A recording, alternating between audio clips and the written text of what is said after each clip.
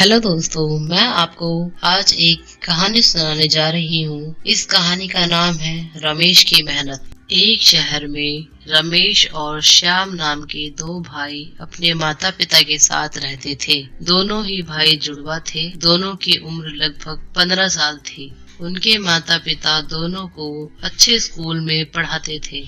रमेश पढ़ने में बहुत होशियार था, जबकि श्याम का मन पढ़ाई में बिल्कुल नहीं लगता था। श्याम हमेशा खेलने और मौज मस्ती में लगा रहता था। उधर जब भी उसको स्कूल का कोई कार्य करना होता था तो वह अपना काम रमेश से करवाता था। श्याम बहुत से उल्टे सीधे कार्य करता था। कई बार रमेश को उसके कारण डांट सुननी पड़ी थी तथा जब भी उनके माता पिता उन दोनों को कोई काम करने को कहते थे तो श्याम वह काम नहीं करता था और अपना काम भी रमेश से करवाता था। रमेश एक अच्छा स्वभाव का लड़का था, जो कि हमेशा प्रेम से बात करता था और पढ़ाई में भी बहुत अच्छा था। वह अक्सर अपने भाई का काम कर दिया करता था तथा अपने माता पिता की सारी बातें मानता था। अक्सर श्याम को स्कूल से डांट नहीं पड़ती थी, क्योंकि रमेश उसका सारा काम वक्त पे कर देता था। इस प्रकार श्याम की स्कूल की टीचर भी उसे नहीं डांटा करती थी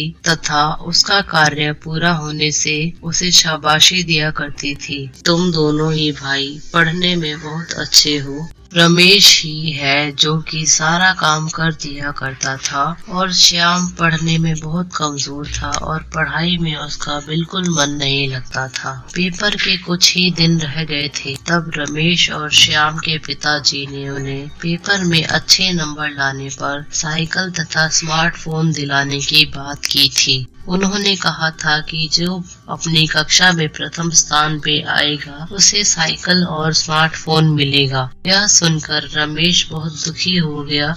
वह सोचने लगा कि उसने तो पेपर की कोई तैयारी नहीं की है, ना ही पेपर में वह प्रथम स्थान प्राप्त कर पाएगा। रमेश अपनी पढ़ाई में मन लगाकर प्रतिदिन बहुत सारा वक्त पढ़ाई में गुजारा करता था। इसी प्रकार श्याम अभी भी घूमने में ही लगा रहता था। पेपर बहुत नजदीक थे और इस पेपर की तैयारी रमेश ने बहुत अच्छे से कर रखी थी तथा श्याम को अभी भी कुछ खास नहीं आता था। पेपर देने के बाद रिजल्ट आया तो सब आश्चर्यचकित रह गए, क्योंकि श्याम तो पास भी नहीं हो पाया था। यही रमेश पूरी क्लास में प्रथम स्थान पे आया था। एक तरफ से रमेश के पिता उसके नंबर सुन के खुश थे और श्याम को लेकर दुखी थे।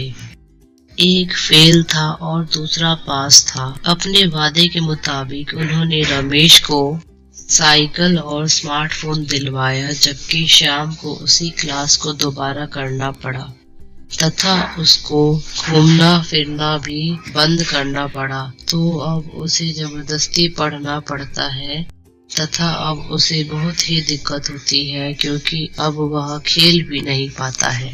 तो आपने देखा दोस्तों रमेश की मेहनत की कहानी। इस कहानी से हमें यह सीख मिलती है कि अपना कार्य खुद करना चाहिए तथा अपनी समस्याओं से खुद लड़ना चाहिए। हमें पढ़ाई भी करनी चाहिए। अगर ये कहानी आपको अच्छी लगी तो जरूर लाइक करें और हमारे चैनल टीमो मोरल स्टोरीज को सब्सक्राइब करें। और हाँ दोस्तों, हमें कमेंट करके जरूर बताना कि आपको हमारी कहानी कैसी लगी।